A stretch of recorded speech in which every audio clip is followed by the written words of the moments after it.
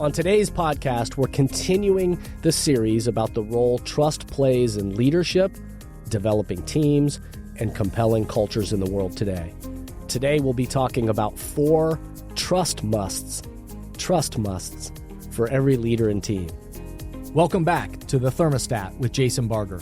If you're currently on a commute, a walk, or just a micro break in your day, glad you're making time to step back, to think, and to reflect on the next steps on your journey.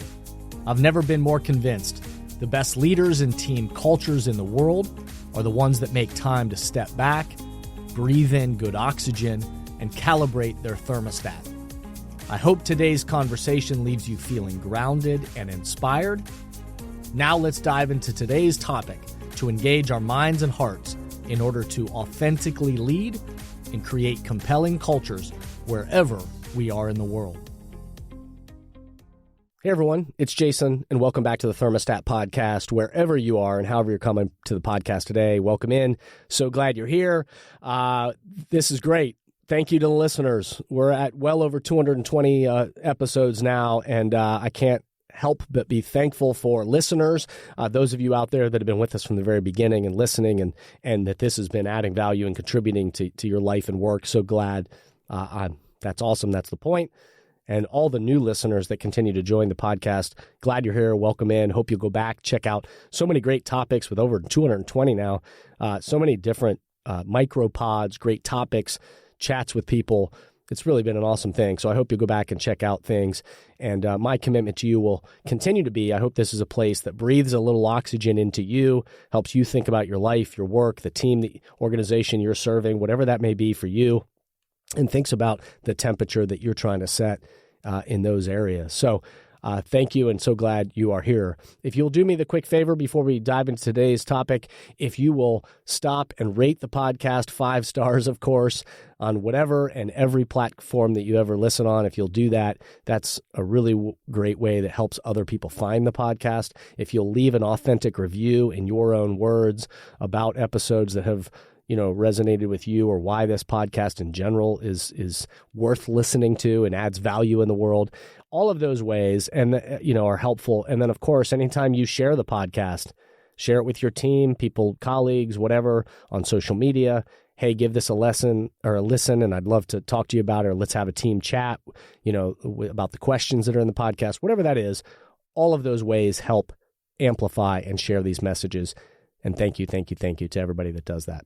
So we are continuing our series talking about this idea of trust. And so today's is the final episode in this series that has connected back. There have been 3 previous episodes that you'll be able to see as you pull up the pod, and you can look back and see. But we're going to follow this up with talking about some trust musts for today for every team. Is if we're gonna think about this stuff and move it forward, what are some things that we need to have at the top of our mind? So let me just do a quick recap. Again, I encourage you to go back and listen to each of those 3 episodes because we break down different elements of this thing, trust. But I'll do my best to try to give a quick synopsis to remind us, so that, again, we're pulling those past at least highlights and themes forward into today's conversation. Trust continues to be a topic, that I hear all the time, that just continues to rise to the surface. You've heard me cite the stat from Gallup that shows or indicates that only 23% of employees strongly agree that they trust the leadership of their team and organization and the direction that it's heading. So it's a massive opportunity right now to be a differentiator, either you as a leader or certainly within your team or your culture, is to create an environment, a culture where trust is foundational and where it's developed. And certainly with many of the leaders, teams, and organizations that I support, they recognize the importance of raising the level of trust within their teams and earning that trust of their teammates. And as a leader, if any of you, whether you're thinking about that again in your team, at work, a leader throughout an entire company organization, I've had many CEOs that have been talking about where they're seeing that and saying, wow, how can I build the level of trust with my people? And whether you're thinking about this just from the focus of your family or your friends, whatever that may be, as that leader, you want people to trust you and where you're heading as a group. So, but it isn't, we know this, that it's not as simple as just blindly trusting. The greatest cultures build trust within their teams and within the leadership, and recognize when opportunities arise to develop that trust. So, on today's podcast, we're continuing the series about the role trust plays in leadership, developing teams, and compelling cultures in the world today. Today, we'll be talking about 4 trust musts for every leader and team. But before we dive into today's topic, let's pause, take a quick break, and we'll be right back. Many teams and organizations right now are realizing that they need to do both. They need to engage the minds and hearts of their people in person, where everyone in the room can experience the energy of congregating together and find clarity for the road ahead. And they also need to continue to find ways to engage the minds and hearts of their people virtually, with those who are working remotely or at a distance.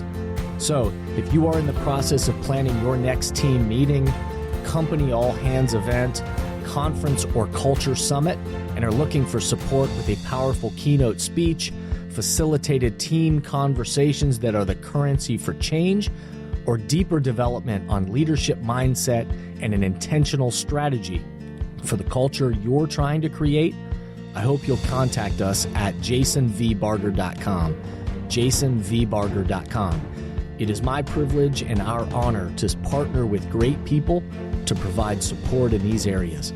We want to breathe oxygen into your leaders and throughout your organization so you can set the temperature you want for your culture. We look forward to connecting with you soon. I hope you'll contact us at jasonvbarger.com, jasonvbarger.com. It is my privilege and our honor to partner with great people to provide support in these areas. We want to breathe oxygen into your leaders and throughout your organization so you can set the temperature you want for your culture. We look forward to connecting with you soon. Okay, again, I'm not going to repeat everything that was shared in the previous 3 episodes that are part of this series. I really encourage you to go back and listen to each of those episodes in their entirety, because it will help you then connect the dots and dive into the topic with even more depth. But part of the arc that we've walked is, if you go back even to the podcast way at the beginning, even before this series that kind of led this into this series around trust, is when I did one that talked about why is trusting the process so hard.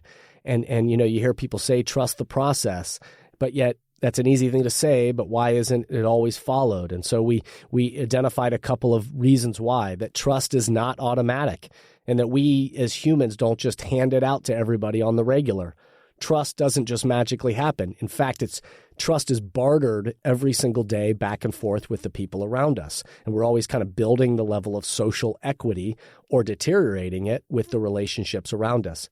The second element is why people might be hesitant to trust the process is that trust, you know, if I don't understand the plan or the strategy or what the process actually is, if I don't understand the ideology or the approach, the philosophy, the game plan, then I can't just blindly trust the process if I don't know what the process looks like or why are we approaching it the way that we do. And then the last element, at least in the beginning, that we laid the foundation for is that one of the reasons people hesitate or have an inability to trust the process is actually going to take time, and we've got to be patient. We must follow the steps, the plan, actually give the process time to work. And we know we live in a fast food world, an instantaneous world of communication. So it's often hard for us, to practice that level of trust because it's going to require time and discipline. And as you've heard me talk about my framework, the 6A process for leading change, that is built off of, if you've studied change theory, then the way that things change all follows those 6A's and that pattern of change. And it's a process. I've done a whole episode again about this 6A process of leading change. So you can go back and listen to that one. I won't go into that, but we know that it's a process, and you can't, it'd be great if we could just skip to the end, but you have to be willing to go on the journey together. And then the first episode of this series on trust, we reminded ourselves that trust first begins with the decision to trust. And based on the Harvard Business Review article and research of Professor Robert Hurley's work, we identified a few of the main situational factors that impact our decision to trust. And these aren't the only situational factors, but we focused on a few of the main ones that in order to make the choice and have the mindset that I'm going to give somebody a chance and I'm going to choose to enter into that relationship to trust, there needs to be security. And oftentimes we're looking for similarities. We're looking for alignment of interests. We're looking at, is the person capable of doing what they're saying? And then is the level of communication something that you can trust with that person? And on the second episode of the series, we built off of that. So again, I encourage you to go back because we dive much deeper than that quick synopsis. But in the second episode, then we took that even a step further and we said, well, where does our trust wobble with people individually? And where does our trust tend to wobble with our trust in other individuals? And where does our other people's trust with us personally tend to wobble? And we looked at the three main drivers of trust: logic, empathy, and authenticity. And that came from another Harvard Business Review article and research from Francis Fry and Ann Morris around these three drivers of trust. And then we took it a step further in the third episode of the series where we focused on how the logic, that wobble of logic, empathy, and authenticity are absolutely at play within our individual relationships, but also within our teams. And that the red flags go up when someone doesn't understand the rationale or the logic or the why behind decisions, projects, or priorities. And the red flags also go up when people do not feel like other members on the team truly care about their needs or point of view. That's the empathy side of the wobble. And absolutely, when people get the feeling that others are not being authentic, genuine, transparent, that authenticity wobbles. And so we identified 3 ways to combat those trust wobbles within teams. And again, I encourage you to go back and listen to those ways we can combat those wobbles. But today we're focusing in on, now at the end of this series, the 4 trust musts, easier said, but 4 trust musts to help every team overcome those wobbles of logic, empathy, and authenticity. And again, I won't repeat what we shared in the earlier episodes, so go back and check those out. But as a team, we have to also remember that not only are we building trust with people individually, but we are the trustees of this team.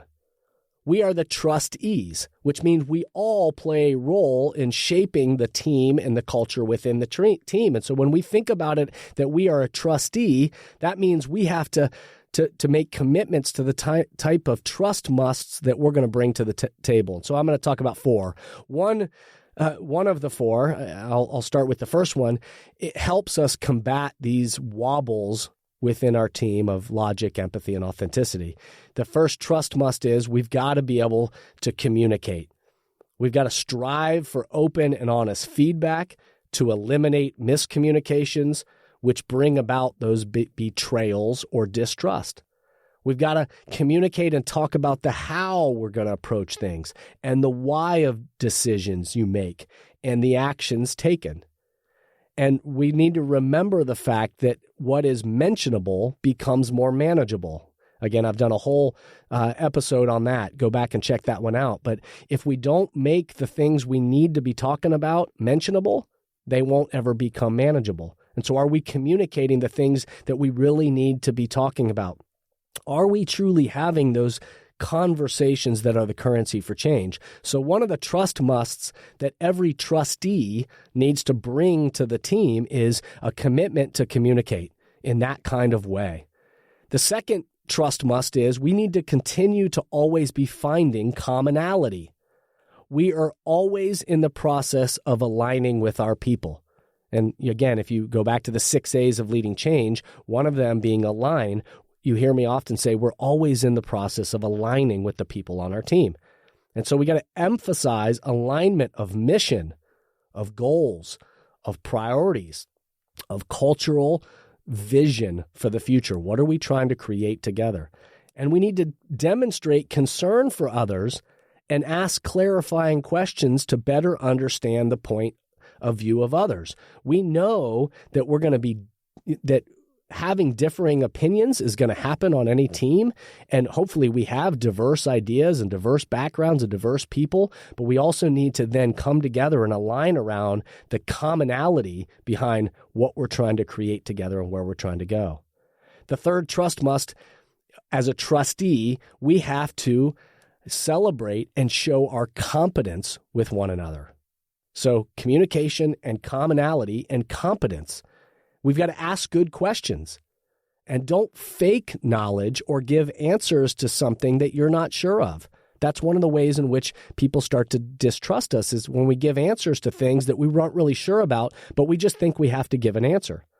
So, don't fake knowledge or give answers you're not sure of, but we anticipate and respond quickly to issues to help others resolve conflict and share experience and expertise where appropriate. We do have experience and expertise in areas, and so we need to share it with a level of competency, not with trying to make something up, but to be able to, when we have something to share that will help us, to be competent enough to share it, to seek solutions, to own our shortfalls. One of the ways we show competence is we own where we've misstepped and the things that haven't gone well, and then explain why honestly, and show, okay, what's the next decision we're going to make with competency? And then the fourth trust must that I'll focus on today is consistency. So communication, commonality, competence, and consistency. Do what you'll say you'll do and be transparent with words, with actions, and information. When we honor the commitments with consistency, when we say we're going to do something and we honor them, that builds trust. But if we can't fulfill those promises, explain why honestly. And again, then talk about what's going to help you get back on track. When people experience not a roller coaster with us individually or as a team, and they see a level of consistency and proactive thought and intentionality behind what we do, that consistency builds our level of trust. And remember, what we allow lingers and what we teach triggers. Again, I've done a whole episode on that culture shaping adage that I talk a lot with teams and organizations about. What we allow lingers, the habits, the bad habits, the operations, the policies that are counter to what we want, those that we let linger kind of become, and infect the culture. And yet what we teach triggers. So the new habits, the new policies, the new operations or behaviors trigger a new and positive chain reaction. And when we start to practice those habits and trigger those behaviors with consistency, that becomes a part of how we do it. And we are the thermostats. So as trustees for your team, 4 trust musts for you and for everyone around that table or a part of that team is to commit to communicate, to finding commonality and alignment, to showing and practicing that level of competency, and then showing up with consistency for one another. So some questions to ponder. Where are our opportunities to better communicate in open and transparent ways? When you're thinking about your team or whoever you're thinking about for this, where are the opportunities to better communicate in open and transparent ways? How can we create better alignment, commonality with your people on the road ahead? How can you create that better alignment or commonality with the people on your road ahead? Where can you own your shortfalls and seek solutions for the future? Where can you say, hey, I own the mistake or the shortfall that we had, but what are we going to do different next time? And lastly, how can you better commit to consistency with how you show up to your people and how you show up as a team? So I hope today's episode got you thinking in some new ways and hopefully breathed a little oxygen into you and helped you think about this level of trust. Again, I hope you've enjoyed this series about trust and hope you listen to all those episodes. If you have ideas of the future content or questions, you can track us down, info@jasonvbarger.com, and we'll continue to create content that we hope meets you where you are and adds value to your life and your work. And I hope you'll go back and listen to the past episodes. I hope you'll rate the podcast, review, share it, all the things with the people around you.